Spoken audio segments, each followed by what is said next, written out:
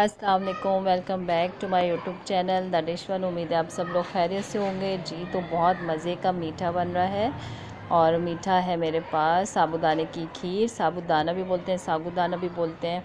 तो ये ले लिया है मैंने 5 से 6 खाने के चम्मच और इनको मैंने भिगो दिया है पानी में 1 घंटे के लिए सोक कर दिया है, मतलब ताकि सॉफ़्ट हो जाए, अच्छे से राइस हो जाए, फूल जाए। फिर हम इसे बनाएंगे।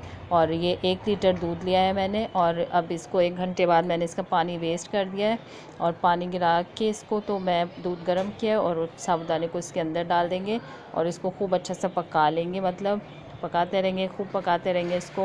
और जब तक ये पक रहा है आप जाके सब्सक्राइब करें, बेल आइकन प्रेस करें ताकि मेरी वीडियो की नोटिफिकेशन आपको मिलती रहे। और जो चैनल पर नए हैं प्लीज़ सपोर्ट करें, सब्सक्राइब करें और वीडियो को, रेसिपीज़ को ट्राई भी करें ताकि आपको पता चले कि टेस्ट कैसा है। चैनल पर इतनी मेहनत होती है रेसिपीज़ बना रही होती हूँ ताकि आप ट्राई करें घर पर और मज़े मज़े के खाने खाएं। और यहाँ मैंने ऑयल ले लिया है 2 से 3 खाने के चम्मच और उसमें मैंने डाल दिए हैं बादाम, छिलके निकाल लिए थे पानी में भिगो के, इसको वो डाल दूँगी मैं और इसको थोड़ा सा फ्राई कर लूँगी। थोड़े पिस्ते जो हैं वो मैंने कटिंग करके रख लिया है, वो इसमें ऐसे ही डालेंगे, वो फ्राई नहीं करूँगी। बादाम रोस्ट कर ली हल्के से और ये किशमिश है मेरे पास गीली थी तो थोड़ी सी ये आवाज़ें ज़्यादा हो गई ऑयल वगैरह की। और इसकी तो आपने ड्राई कर लेने, इसको वॉश करना है, मतलब फिर ड्राई कर लेना है, फिर इसको फ्राई कर लेना है उसी ऑयल में। तो ये अच्छी सी राइस हो जाएगी, फूल जाएगी। ये देखें कितनी मज़े की हो गई है। बस इनको रोस्ट करके मैंने डाल दिया है दूध के अंदर जिसमें साबूदाना पक रहा था पहले से ही। तो इसको बस पका लेंगे अच्छा सा और इसको रोस्ट करने से इसका बहुत अच्छा फ्लेवर आता है। अब ये थोड़े से पिस्ते मैंने इस तरह से डाल दिए अंदर और थोड़े से हम गार्निश में डाल देंगे, ठीक है। 2-4 बादाम भी मैंने कटिंग करके, बहुत महंगे ड्राई फ्रूट तो बस डाल दिए हैं अल्लाह का नाम लेके कि बस थोड़ा कुछ तो डले अंदर तो ये मेरे पास 1 प्याली चीनी है, 1 प्याली से थोड़ी सी कम है। अगर आप ज़्यादा मीठा खाते हैं तो पूरी प्याली भर के ले लीजिएगा, ठीक है।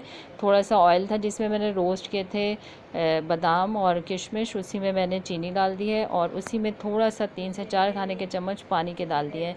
ये मैं कैरमल बना रही हूँ चीनी का।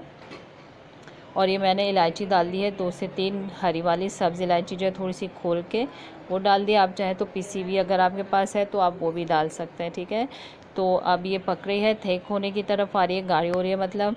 और वहाँ शीरा हमारा बन रहा है। शीरा नहीं बनाना है इसको, मैंने कैरेमल बनाना है, ठीक है। बिल्कुल कैरेमल की शक्ल आ जाएगी, थोड़ा सा टाइम लगेगा, हल्के आंच पे बनाएगा। अगर ये जल जाएगी और इसका फ्लेवर ज़्यादा आएगा तो खीर आपकी बिल्कुल ख़राब हो जाएगी।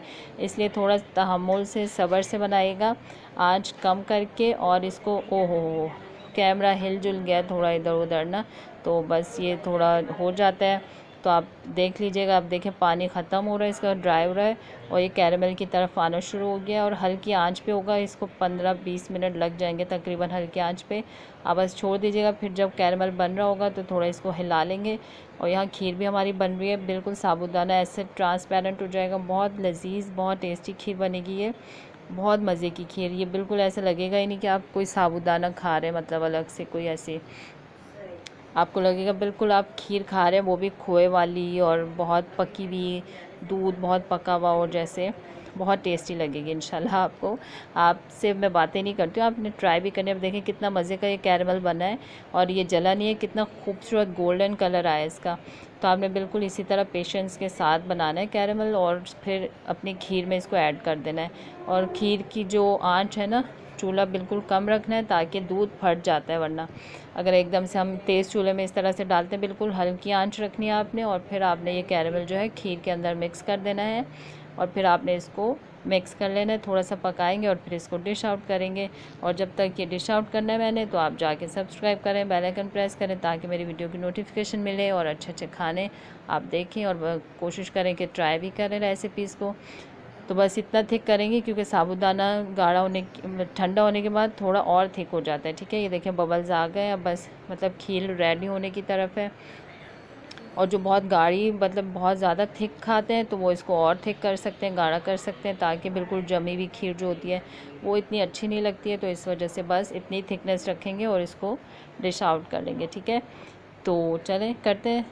बिल्कुल ये देखें बिस्मिल्लाहिर्रहमानिर्रहीम, डिश आउट कर लिया है। इसका इतना खूबसूरत सा कलर आया है, ऐसा लग रहा है दूध को बहुत काढ़ा हुआ है, बहुत पकाया हुआ है हमने, कैरेमल की वजह से ये कलर आया इसका।